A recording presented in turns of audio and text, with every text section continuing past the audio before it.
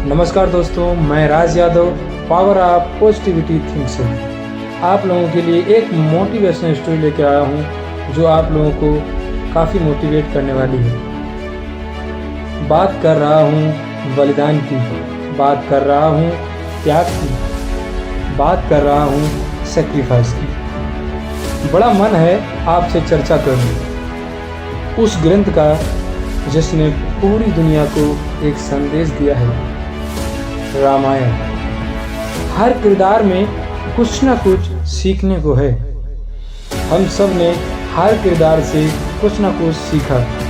भगवान राम, भरत, लक्ष्मण, शत्रुघ्न, हर किरदार कुछ ना कुछ संदेश देता है। और आज ऐसे ही एक किरदार के साथ आपसे मुखातिब हूँ।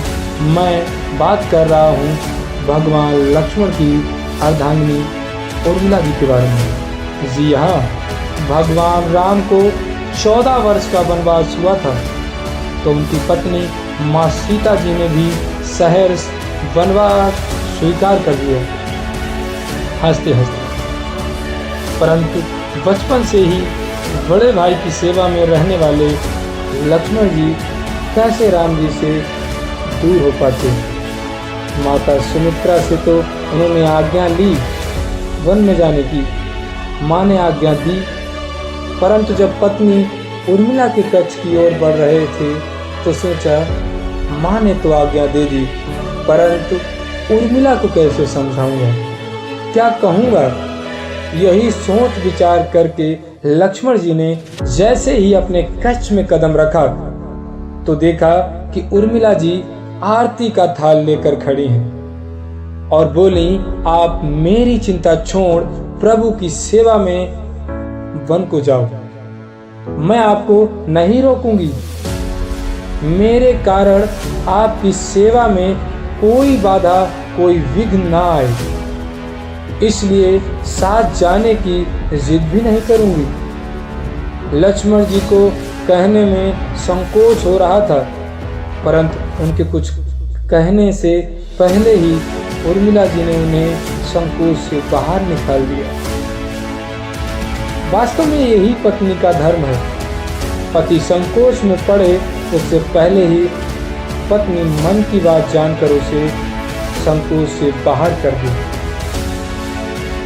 लक्ष्मण जी चले गए, परंतु 14 वर्ष तक उर्मिला जी ने एक तपस्विनी की भांति कठोर तप किया।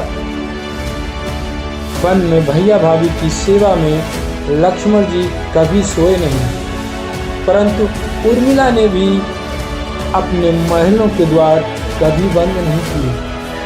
सारी रात जागकर उस दीपक की लौ को बुझने नहीं दिया।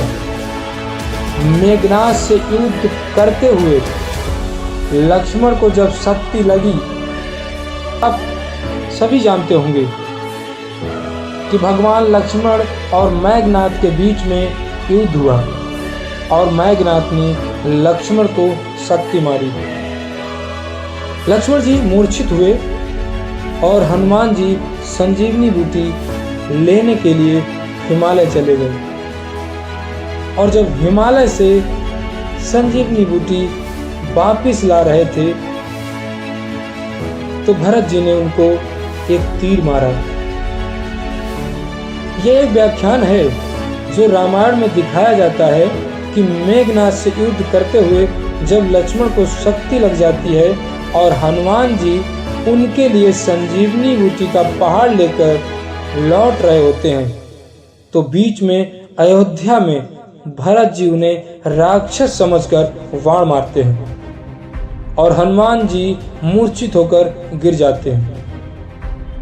जब हनुमान जी सारा वृतांत सुनाते हैं, सीता जी को रावण ले गया, लक्ष्मण जी मूर्छित हैं। यह सुनते ही माँ कौशल्या जी कहती हैं कि राम को कहना कि लक्ष्मण के बिना अयोध्या में पैर भी मत रखना, राम वन में ही रहें। माता सुमित्रा कहती हैं कि राम से कहना कोई बात नहीं, अभी शत्रुघ्न है, उसे भेज दूंगी। मेरे दोनों पुत्र राम सेवा के लिए ही जन्मे हैं। माताओं का प्रेम देखकर हनुमान जी की आंखों में अश्रुधारा बह गई, परंतु जब उन्होंने उर्मिला जी की ओर देखा तो सोचने लगे कि ये एकदम शांत और प्रसन्न खड़ी हैं। क्या इन्हें अपने पति के प्राणों की कोई चिंता नहीं? हनुमान जी संकोच से पूछते हैं, देवी आपकी प्रसन्नता का कारण क्या है?